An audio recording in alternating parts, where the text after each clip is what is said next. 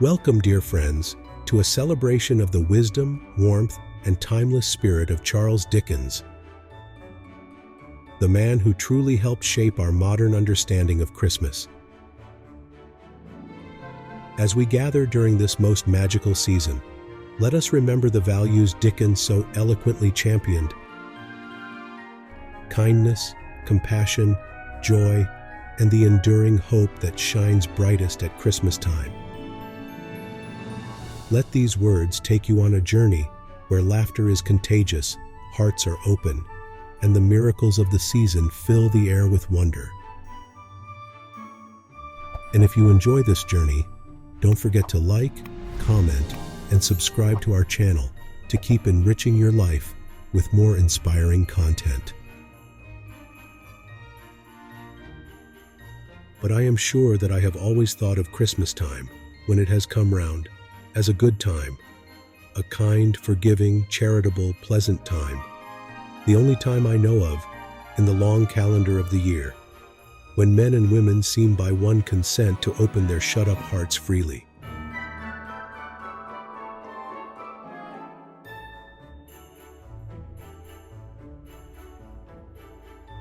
They are man's and they cling to me, appealing from their fathers. This boy is ignorance, and this girl is want. Beware them both, and all of their degree. But most of all, beware this boy, for on his brow I see that written which is doom, unless the writing be erased.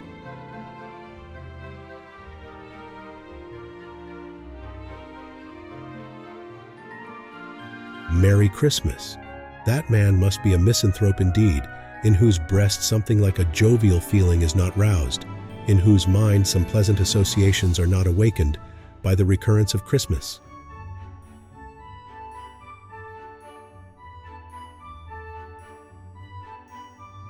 Time was with most of us when Christmas Day, encircling all our limited world like a magic ring, left nothing out for us to miss or seek, bound together all our home enjoyments, affections, and hopes, grouped everything and everyone round the Christmas fire, and make the little picture shining in our bright young eyes complete.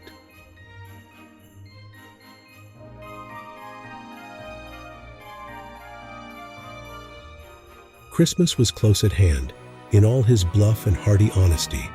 It was the season of hospitality, merriment, and open-heartedness. The old year was preparing, like an ancient philosopher, to call his friends around him, and amidst the sound of feasting and revelry to pass gently and calmly away.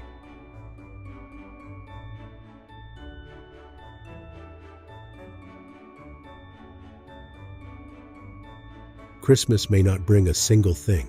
Still, it gives me a song to sing.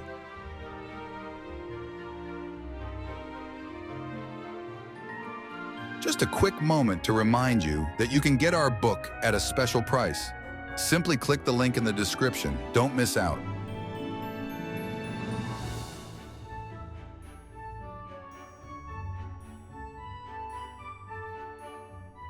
Christmas is a time in which, of all times in the year, the memory of every remediable sorrow, wrong, and trouble in the world around us should be active with us, not less than our own experiences, for all good.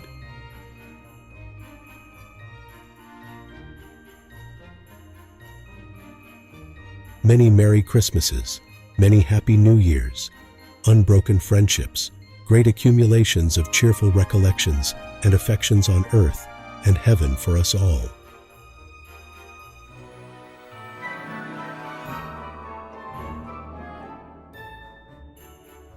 Out upon Merry Christmas. What's Christmas time to you but a time for paying bills without money, a time for finding yourself a year older, but not an hour richer? If I could work my will, said Scrooge indignantly. Every idiot who goes about with Merry Christmas upon his lips should be boiled with his one pudding, and buried with a stake of holly through his heart. He should.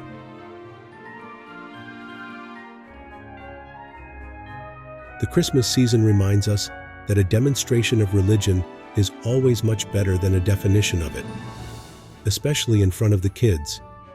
Perhaps the best Yuletide decorations are to be wreathed in smiles and wrapped in hugs. The miracle of Christmas is that a baby can be so decisive.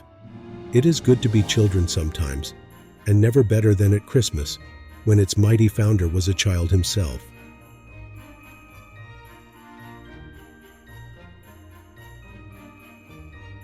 There seems a magic in the very name of Christmas.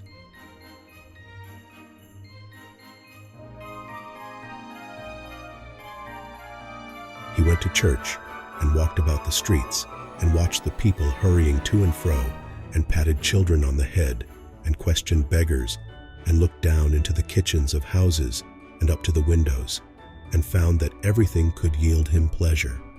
He had never dreamed that any walk, that anything, could give him so much happiness.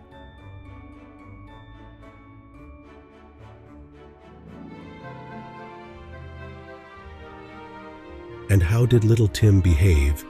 asked Mrs. Cratchit, when she had rallied Bob on his credulity, and Bob had hugged his daughter to his heart's content. "As good as gold," said Bob, "and better. Somehow he gets thoughtful, sitting by himself so much, and thinks the strangest things you ever heard. He told me, coming home, that he hoped the people saw him in the church because he was a cripple, and it might be pleasant to them to remember upon Christmas Day, who made lame beggars walk and blind men see."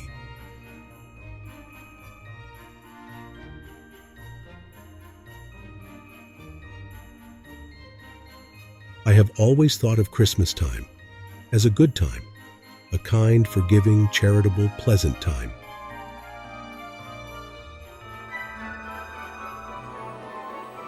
For it is good to be children sometimes, and never better than at Christmas, when its mighty founder was a child himself.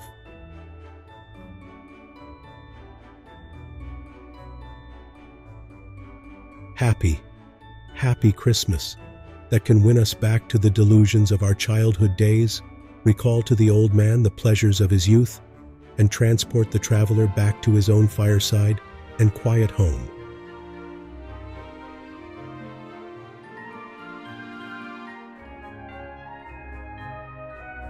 I will honor Christmas in my heart and try to keep it all the year. The year-end brings no greater pleasure than the opportunity to express to you season's greetings and good wishes. May your holidays and New Year be filled with joy.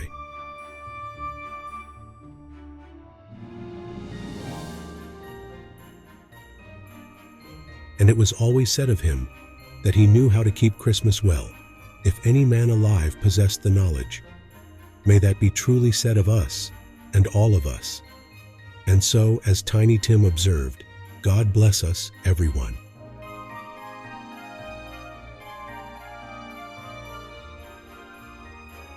Remembrance like a candle burns brightest at Christmas time.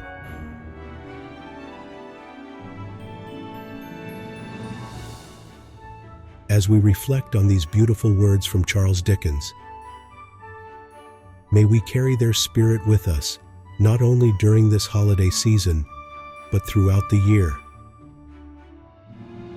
Let us honor Christmas in our hearts and live its message of love, generosity, and hope every single day. So, gather close to your loved ones, embrace the warmth of the season, and let the light of Christmas guide us all to a brighter tomorrow. And as Tiny Tim so perfectly reminds us, God bless us, everyone.